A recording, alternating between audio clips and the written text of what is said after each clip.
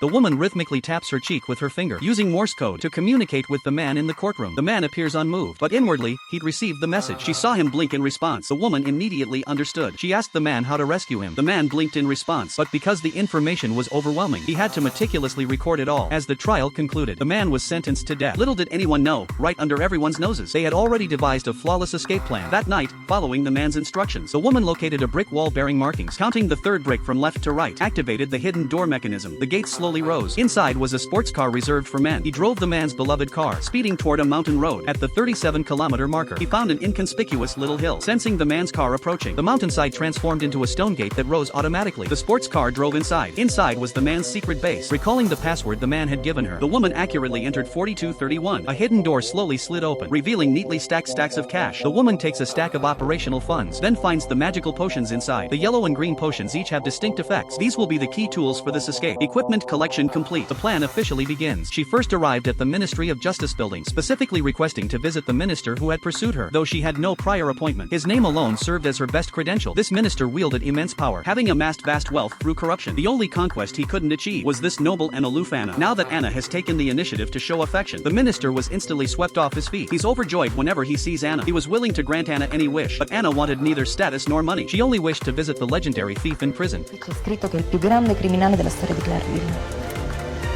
Deve essere un'emozione straordinaria incontrarlo la sera prima dell'esecuzione. Though the minister was unaware of their secret affair, still refused Anna on security grounds. Unexpectedly, Anna turned on him immediately.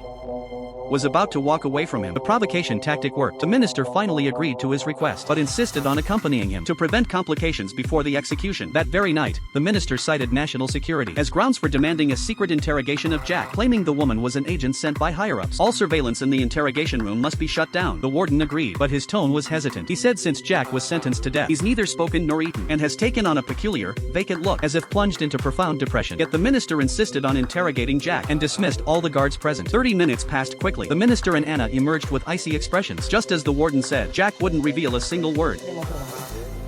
Prego. The execution commenced as scheduled. Jack's collar was cut away, yet even as he was pushed to the guillotine, he remained utterly expressionless. Even the warden, witnessing his composure, couldn't help but be impressed by his calmness. But the sheriff was suddenly struck by a realization. Suddenly recalling Jack's collection of human skin masks, just as the guillotine blade descended, he rushed forward to stop it, but the blade had already fallen. Jack's head was severed as well. He peeled back the surface mask of human skin, revealing the face of the Minister of Justice. È stato decapitato il vice ministro della giustizia! It turned out the man had long ago used the minister's photograph to craft a lifelike mask of human skin. This foresight proved invaluable at the critical moment. Last night, the warden had just left when Jack began his plan. Taking advantage of the minister not watching Anna, he pulled out the vial and injected it. The minister's nerves were paralyzed. He instantly lost the ability to resist. Jack also took the lockpicking tools and had the handcuffs open in minutes. This potion makes people speak the truth. The minister soon confessed to corruption. He even revealed the bank where the stolen funds were hidden, down to the last detail. Cassetta di sicurezza 1325 nel cavo della Banca Centrale di Ghana. Only then did Jack rise. He instructed Anna to administer another dose of the serum. This serum induces a state of numbness. It renders one incapable of speech or thought, while Jack, wearing the minister's mask, escaped right under the warden's nose. Bastava fuggire. Vuole anche farsi credere morto. Però ispettore, lei l'ha scoperto. E lui non lo sa. Dobbiamo sfruttare questo vantaggio. Non facciamo uscire la notizia. The police plan to pretend they don't know and make the arrest when Jack lets his guard down. But they didn't know that just moments ago during the execution, Jack had already entered the building disguised as the minister. He mimicked the minister's gait. Even the secretary failed to notice. He then locked the office door and opened the minister's safe. The metal key inside was the key to unlocking the bank vault. But just as he was about to leave, he suddenly heard the secretary's phone ringing. E che vuole? Va bene, passano. The sheriff instructed him to remain calm and cooperate with police in apprehending the fugitive Jack. But the secretary misunderstood his meaning and immediately went to seek the minister's assistance. But the office was completely empty. Jack had already left through the emergency exit. When he reached the first-floor lobby, he calmly greeted the security guard. The police were too busy rushing upstairs to apprehend him, but missed Jack once again. He quickly slipped into the sturdy sports car, tore off the minister's human mask, though the minister's identity was now useless, and the hard-won key had to be discarded. But how to take the minister's ill-gotten gains? Jack had devised a brilliant plan. The next day, a wealthy woman arrived in a pristine sports car, was promptly greeted warmly by the bank manager. He stored his treasured art collection of masterpieces into this vault. Every gesture radiated opulence. He said this masterpiece is worth hundreds of millions. Under no circumstances can there be any loss. To reassure this major client, the manager proceeded to explain the security system. The vault here is solid steel, with barbed wire in the middle as a double safeguard. The moment anyone touches the wire mesh, the alarm sounds immediately. Steel within the mesh on the outer walls. This triple protection is truly seamless. Even to open the anal lock requires 2 keys inserted simultaneously, and simultaneously rotate them to unlock, ensuring the client's property is absolutely secure. The manager explained with a satisfied look, completely unaware of the lady's unease. He had just returned to Jack's side when his true colors showed, and that so-called world-renowned painting deposited in the bank was itself the most advanced theft device. Waiting until the bank closed at night, with only 2 security guards remaining. The laser hidden within the painting, activated precisely at this moment.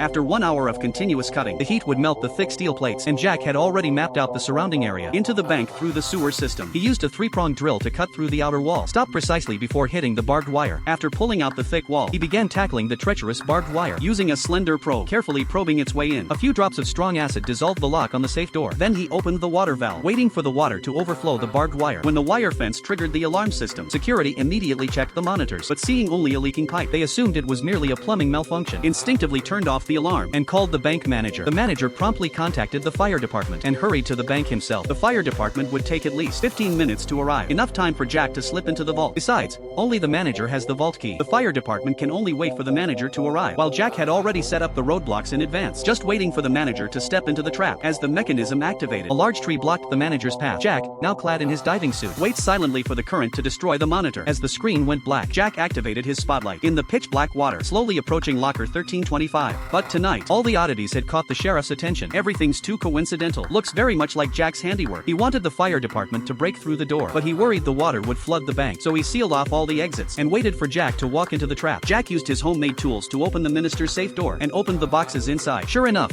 they were filled with precious jewelry. He used a booster to propel himself forward and quickly slipped out of the vault, but the original exit was already surrounded by police. Fortunately, Anna arrived just in time. She took down the officers with a hidden dart. Shouta crawled out through the manhole cover and hurried toward the riverbank, only to find several officers lying in wait. He had no choice but to hide in the shadows for the time being. When the police let their guard down, he suddenly threw a throwing knife.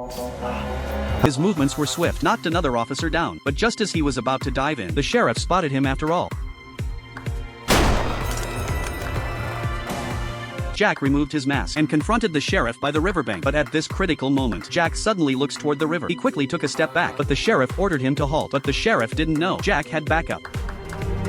Jack quickly picked up the pistol, but chose not to kill the sheriff. After all, he was just upholding the law. Unlike that minister who's done nothing but evil, he tossed the pistol into the river. With Anna sailing away, the sheriff could only watch helplessly as they departed, swearing he would bring them to justice. When they reappeared, Jack has escaped to international waters, with Anna living happily ever after. He pulled the box from beneath his bandages. Inside lay a diamond ring. When they first met, Jack had intended to steal this very ring, but Anna told him then the ring was just a fake. He found the real one in the minister's box and brought it back especially for Anna, but Anna threw the ring into the sea and decided to abandon her past completely. Jack ultimately stole everything, even Anna's heart.